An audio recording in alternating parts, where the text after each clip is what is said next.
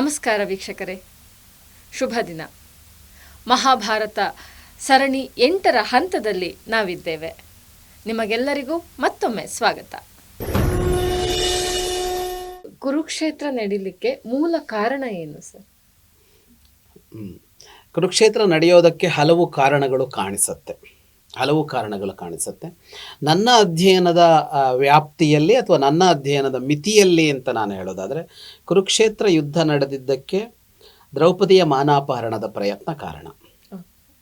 ಈಗ ಹಲವು ಕಾರಣಗಳು ಅಂದರೆ, ನಾವೊಂದು ಹಳೆ ಸಂಚಿಕೆಯಲ್ಲಿ ಚರ್ಚೆ ಮಾಡಿದ್ವಿ. ರಾಕ್ಷಸರೆಲ್ಲ ರಾಜಕುಮಾರರಾಗಿ ಹುಟ್ಟಿದ್ರು, ಅವರನ್ನು ಸಂಹಾರ ಮಾಡೋದಕ್ಕೆ ದೇವತೆಗಳು ಹುಟ್ಟಿ ಬಂದಿದ್ರು.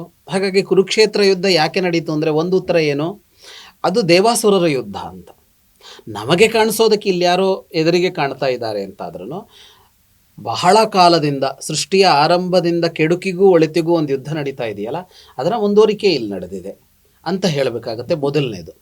ಎರಡನೇದೇನು ಅಂತ ಕೇಳಿದರೆ, ದುರ್ಯೋಧನನಿಗೆ ಇದ್ದ ರಾಜ್ಯಾಕಾಂಕ್ಷೆ, ಲೋಭ ಅಂತ ಕರಿತೀವಿ. ಈಗ ನನ್ನದು ಯಾವುದೋ ಅದು ನನ್ನದಾಗಿರಬೇಕು, ಉಳಿದವರದ್ದು ನನ್ನದು ಅಂತ ಅಂದ್ಕೊಳ್ಳೋಕೆ ಹೋದರೆ ಲೋಭ ಅದು ಅಂತ. ಈಗ ಅವನಿಗೆ ಈಗ ಒಂದು ಹಂತ ಆದಮೇಲೆ ಅವರ ರಾಜ್ಯ ಬೇರೆ ಇವರ ರಾಜ್ಯ ಬೇರೆ ಆಗಿತ್ತು.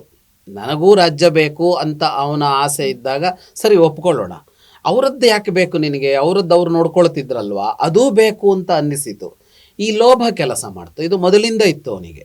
ಅವನ ಆರಂಭದಿಂದಲೇ ಭೀಮ ಸಮರ್ಥ ಅಂತ ಅವನಿಗೆ ವಿಷ ಹಾಕದ, ಅವನನ್ನು ಸರ್ಪದಿಂದ ಕಚ್ಚಿಸಿದ, ಅರಗಿನ ಮನೆಯಲ್ಲಿ ಸುಡೋದಕ್ಕೆ ಹೊರಟ, ದ್ಯೂತ ಆಡದ, ಎಲ್ಲ ಕಡೆಯಲ್ಲೂ ಅವನಿಗಿದ್ದ ಲೋಭ ಅನ್ನೋದೇನಿದೆ, ಲೋಭ ಅಂದರೆ ಅತಿ ಆಸೆ. ದುರ್ಯೋಧನನ ಅತಿ ಆಸೆಯೇ ಇದಕ್ಕೆ ಕಾರಣವಾಯಿತು ಅಂತ ಕೂಡ ಹೇಳಬಹುದು. ಮುಂದಿನದ್ದು, ದುರ್ಯೋಧನನಿಗೆ ಸಹಕರಿಸೋದು ಇದಾರಲ್ಲ, ಅವನ ಜೊತೆಗೆ ನಿಂತವರು, ಒಬ್ಬ ಅವನ ಸೋದರ ಮಾವ ಶಕುನಿ, ಇನ್ನೊಂದು ಅವನ ಗೆಳೆಯ ಕರ್ಣ, ಮತ್ತು ಇನ್ನೊಬ್ಬ ಅವನ ಒತ್ತಿನ ತಮ್ಮ ದುಶ್ಯಾಸನ, ಇವರುಗಳು ಯಾವಾಗಲೂ ಅವನ ಜೊತೆಗೆ ನಿಂತ್ಕೊಂಡ್ರು. ಆದ್ದರಿಂದ ಯಾರಾದರೂ ಒಬ್ಬ ವ್ಯಕ್ತಿಗೆ ಸಲ್ಲದ ಯೋಚನೆ ಬರುತ್ತೆ ಅಂತ ಅಂದರೆ, ಅದನ್ನು ಒಪ್ಪಿಕೊಂಡು ಅವನನ್ನು ಪುರಸ್ಕರಿಸ್ತಾ, ಅವನನ್ನು ಜೈ ಅಂತ ಹೇಳ್ತಾ, ಅವನಿಗೆ ಅದಕ್ಕೆ ಬೇಕಾದ್ದನ್ನೆಲ್ಲ ಮಾಡಿಕೊಡ್ತಾರಲ್ಲ, ಅವರು ಕಾರಣ ಆಗ್ತಾರೆ ಅದಕ್ಕೆ. ವಾಸ್ತವವಾಗಿ ದುರ್ಯೋಧನ ಏಕಾಂಗಿ ಆಗಿದ್ದರೆ ಇದು ಇಲ್ಲಿ ಬರ್ತಾ ಇತ್ತಾ, ಕುರುಕ್ಷೇತ್ರ ಯುದ್ಧ ಆಗ್ತಾ ಇತ್ತಾ ಅಂದರೆ ಆಗ್ತಾ ಇರಲಿಲ್ಲ. ಈ ಕರ್ಣ, ಶಕುನಿ, ದುಶ್ಯಾಸನರ ವ್ಯಾಪಕವಾದ ಬೆಂಬಲವೇ ಅದಕ್ಕೆ ಕಾರಣ ಆಯಿತು ಅಂತಂದಾಗ, ಕುರುಕ್ಷೇತ್ರಕ್ಕೆ ಅದು ಕೂಡ ಕಾರಣ ಆಗತ್ತೆ ಅನ್ನೋದು ಗೊತ್ತಾಗತ್ತೆ. ಇನ್ನೂ ಒಂದೇನು, ಇಷ್ಟಕ್ಕೂ ಒಪ್ಪಿಗೆ ಕೊಡ್ತಾ ಇದ್ದಿದ್ದು ಧೃತರಾಷ್ಟ್ರ, ಸಿಂಹಾಸನದಲ್ಲಿ ಕುಳಿತವನು. ಅವನು ಒಪ್ಪದೇ ಇದ್ದರೆ ಇದು ಯಾವುದೂ ನಡೆಯೋಲ್ಲ. ಅವನು ಒಪ್ಪಿಯೇ ಇಷ್ಟು ನಡೆದಿದ್ದು. ಹಾಗೆ ಅಂತ ನೋಡಿದಾಗ ಕುರುಕ್ಷೇತ್ರ ಯುದ್ಧಕ್ಕೆ ಅವನು ಕಾರಣ ಅಂತ ಹೇಳಬೇಕಾಗತ್ತೆ. ಪಾಂಡವರೇ ಕಾರಣ ಅಂತೆಲ್ಲ ವಿಮರ್ಶೆಗಳಿವೆ, ಆದರೆ ಮೂಲ ಮಹಾಭಾರತದಲ್ಲಿ ಅದೇನು ಸಲ್ಲಲ್ಲ. ಯಾಕೆಂದರೆ ಪಾಂಡವರಿಗೆ ಯುದ್ಧ ಮಾಡಬೇಕು ಅನ್ನೋ ತರಹದ ಯೋಚನೆ ಯಾವಾಗಲೂ ಇರಲಿಲ್ಲ.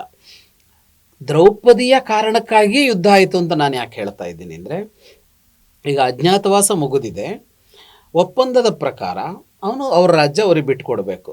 ದ್ಯೂತದಲ್ಲಿ ಇದ್ದಿದ್ದೇನೆಂದರೆ 12 ವರ್ಷ ವನವಾಸ ಸೋತವರು 1 ವರ್ಷ ಅಜ್ಞಾತವಾಸ ಮಾಡಬೇಕು. ಅಜ್ಞಾತವಾಸದಲ್ಲಿ ಗುರುತಿಸೋದಕ್ಕಾಗದೇ ಇದ್ದರೆ ಅವರು ಗೆದ್ದಂತೆ, ಗುರುತಿಸಿದರೆ ಮತ್ತೆ ವನವಾಸಕ್ಕೆ ಹೋಗಬೇಕು. ಈಗ ಪಾಂಡವರು ಅದನ್ನು ಮುಗಿಸಿದ್ದಾರೆ, ಈಗ ಅವರದ್ದನ್ನು ಕೊಡಬೇಕಲ್ಲ. ಆಗ ಅವನು ಕೊಡಲ್ಲ ಅಂತ ಹೇಳ್ದ ದುರ್ಯೋಧನ, ಯುದ್ಧದಿಂದ ಬೇಕಿದ್ದರೆ ಗೆದ್ದುಕೊಳ್ಳಿ. ಆಗ ಒಂದು ಸಭೆ ನಡೆಯುತ್ತೆ, ಪಾಂಡವರ ಬಂಧುಗಳು, ಹಿತೈಷಿಗಳು, ಕೃಷ್ಣ ಎಲ್ಲ ಇದ್ದ ಸಭೆ ಅದು. ಆ ಸಭೆಯಲ್ಲಿ ಸಾಕಷ್ಟು ಚರ್ಚೆಗಳಾಗ್ತಾ ಹೋಗುತ್ತೆ. ಕೊನೆಗೊಮ್ಮೆ ಅವನು ಯುದ್ಧ ಅನಿವಾರ್ಯ ಅಂತ ಹೇಳ್ತಾ ಇದ್ದಾನೆ ದುರ್ಯೋಧನ. ಯುದ್ಧ ಬೇಕಾ ಬೇಡವಾ ಅಂತ ಅಲ್ಲಿ ಚರ್ಚೆ ಬಂದಾಗ ಕೃಷ್ಣ ಹೋಗಿ ಸಂಧಾನ ಮಾಡಬೇಕು ಅಂತ ಆಗತ್ತೆ. ಏನು ಸಂಧಾನ ಅಂದರೆ, ಯುದ್ಧ ನಿಲ್ಲಿಸಬೇಕು. ಯುದ್ಧ ನಿಲ್ಲಿಸೋದು ಹೇಗೆ ಅಂತ ಅಂದರೆ, ಈಗ ಮೊದಲನೇದೇನು, ಪಾಂಡವರ ಪಾಲಿದ್ದನ್ನು ಪಾಂಡವರಿಗೆ ಕೊಡಿ. ಈಗ ಅವನು ಅದಕ್ಕೆ ಸಿದ್ಧನಿಲ್ಲ. ಅದಕ್ಕೆ ಇವ್ರದ್ದು ಮತ್ತೊಂದು ಏನು ಪ್ರಪೋಸಲ್ ಅಂತ ಅಂದರೆ, 5 ಊರುಗಳನ್ನು ಕೊಡಿ ಅಂತ. 5 ಊರುಗಳನ್ನು ಕೊಟ್ಟರೆ ಸಾಕು, ಯುದ್ಧ ಮಾಡೋದು ಬೇಡ ಅನ್ನುವ ಒಂದು ಪ್ರಪೋಸಲ್ ಅಂತ ಬರುತ್ತೆ. ಕೃಷ್ಣ ಹೊರಡುವಾಗ ಪ್ರಶ್ನೆ ಕೇಳ್ತಾನೆ, ಎಲ್ಲರದ್ದು ಅಭಿಪ್ರಾಯ ಬೇಕು ಅಂತ ಸಭೆಯಲ್ಲಿ ಪ್ರಶ್ನೆ ಕೇಳ್ತಾನೆ. ಯುಧಿಷ್ಠಿರನನ್ನು ಕೇಳ್ತಾನೆ, ಅವನು ಯುದ್ಧ ಬೇಡ ಅಂತ ಹೇಳ್ತಾನೆ. ಭೀಮನನ್ನು ಕೇಳಿದಾಗ ಭೀಮ ಯುದ್ಧ ಬೇಡ ಅಂತ ಹೇಳ್ತಾನೆ, ಭೀಮ. ಅರ್ಜುನನ್ನು ಕೇಳಿದಾಗ ಅರ್ಜುನ ಯುದ್ಧ ಬೇಡ ಅಂತ ಹೇಳ್ತಾನೆ. ನಕುಲನನ್ನು ಕೇಳಿದಾಗ ನಕುಲ ಯುದ್ಧ ಬೇಡ ಅಂತ ಹೇಳ್ತಾನೆ. ಸಹದೇವನನ್ನು ಕೇಳಿದಾಗ ಮಾತ್ರ ಸಹದೇವ ಯುದ್ಧವೇ ಬೇಕು, ಮತ್ತು ಯಾರು ಒಪ್ಪದೇ ಇರಲಿ, ನಾನು ಯುದ್ಧ ಮಾಡಿಯೇ ಮಾಡ್ತೀನಿ. ದ್ರೌಪದಿಗಾದ ಅವಮಾನಕ್ಕೆ ನಾನು ಸುಮ್ಮನೆ ಇರೋದಕ್ಕೆ ಸಿದ್ಧನಿಲ್ಲ. ನಾನು ನಮ್ಮ 5 ಜನ ಮಕ್ಕಳು ಅಂದರೆ ದ್ರೌಪದಿಯಲ್ಲಿ ಹುಟ್ಟಿದ 5 ಜನ ಮಕ್ಕಳು, ಪ್ರತಿವಿಂಧ್ಯ, ಸುತಸೋಮ, ಶ್ರುತಕೀರ್ತಿ, ಶ್ರುತಕರ್ಮ, ಶತಾನಿಕ, ಈ 5 ಮಕ್ಕಳು, ಅಭಿಮನ್ಯು, ಇವರನ್ನು ಇಟ್ಟುಕೊಂಡು ನಾನು ಯುದ್ಧ ಮಾಡಿಯೇ ಸಿದ್ಧ, ರಾಜ್ಯಕ್ಕಾಗಿ ಅಲ್ಲ, ದ್ರೌಪದಿಗಾದ ಅವಮಾನಕ್ಕಾಗಿ ಅಂತ ಅವನು ಹೇಳ್ತಾನೆ. ದ್ರೌಪದಿ ಬಂದು ಕೃಷ್ಣನಿಗೆ ಹೇಳ್ತಾಳೆ, ನನಗೆ ಹೀಗೆ ಮಾಡಿದ ಅವಮಾನಕ್ಕೆ ಏನು ಶಾಸ್ತಿ ಅಂತ ಕೇಳ್ತಾಳೆ. ಕೃಷ್ಣ ಆಗ ಹೇಳ್ತಾನೆ, ಅದಾಗಿಯೇ ಆಗತ್ತೆ ಅಂತ ಕೃಷ್ಣ ಹೇಳಿ ಬರ್ತಾನೆ. ಇಲ್ಲಿ ಮುರಿಯತ್ತೆ, ಸಂಧಾನ ಮುರಿಯತ್ತೆ. ಕೃಷ್ಣ ಮುರಿಯೋಲ್ಲ, ದುರ್ಯೋಧನ ಮುರಿತಾನೆ. ಹಾಗಾಗಿ ಕೊನೆಗೂ ಯಾಕೆ ಯುದ್ಧ ಆಯಿತು ಅಂತ ಕೇಳಿದರೆ ಅದು ದ್ರೌಪದಿಯ ಕಾರಣಕ್ಕಾಗಿ ಅಂತ. ದ್ರೌಪದಿಯ ಕಾರಣಕ್ಕೆ ಅನ್ನೋದನ್ನು ಬೇರೆ ತರಹದಲ್ಲಿ ವಿಮರ್ಶೆ ಮಾಡಿದ್ದಾರೆ. ದ್ರೌಪದಿಯ ವ್ಯಕ್ತಿತ್ವಕ್ಕೆ ಕಪ್ಪು ಚುಕ್ಕೆ ಇಟ್ಟು ವಿಮರ್ಶೆ ಮಾಡಿದ್ದಾರೆ, ಅದು ತಪ್ಪು. ಅಂದರೆ ಈಗ ದ್ರೌಪದಿ ನಕ್ಕಳು ದುರ್ಯೋಧನ ಬಿದ್ದಾಗ ಅಂತ. ಅವನು ಅವರ ಅರಮನೆಗೆ ಬಂದಿದ್ನಲ್ಲ, ರಾಜಸೂಯಾಗ ಆಗುವಾಗ ನೀರಿದ್ದಲ್ಲಿ ನೆಲ ಅಂದ್ಕೊಂಡ, ನೆಲ ಇದ್ದಲ್ಲಿ ನೀರು ಅಂದ್ಕೊಂಡ, ಬಿದ್ದಿದ್ದನ್ನು ನೋಡಿ ದ್ರೌಪದಿ ನಕ್ಕಳು ಅಂತ ಒಂದು ಕಥೆ ಇದೆಯಲ್ಲ. ಮೂಲ ಮಹಾಭಾರತದಲ್ಲಿ ಇಲ್ಲ ಆ ಕಥೆ. ಮೂಲ ಮಹಾಭಾರತದಲ್ಲಿ ಅವಳಲ್ಲಿ ಇಲ್ಲವೂ ಇಲ್ಲ, ಅವಳು ನೋಡ್ಲೂ ಇಲ್ಲ, ಅವಳು ನಗಲೂ ಇಲ್ಲ. ಹಾಗಾಗಿ ದ್ರೌಪದಿ ಅವನನ್ನು ನೋಡಿ ನಕ್ಕಿದ್ದಕ್ಕಾಗಿಯೇ ಇಷ್ಟೆಲ್ಲ ಆಯಿತು ಅಂತೆಲ್ಲ ಹೇಳುವವರಿದ್ದಾರೆ. ಹಾಗಾಗಿಲ್ಲ.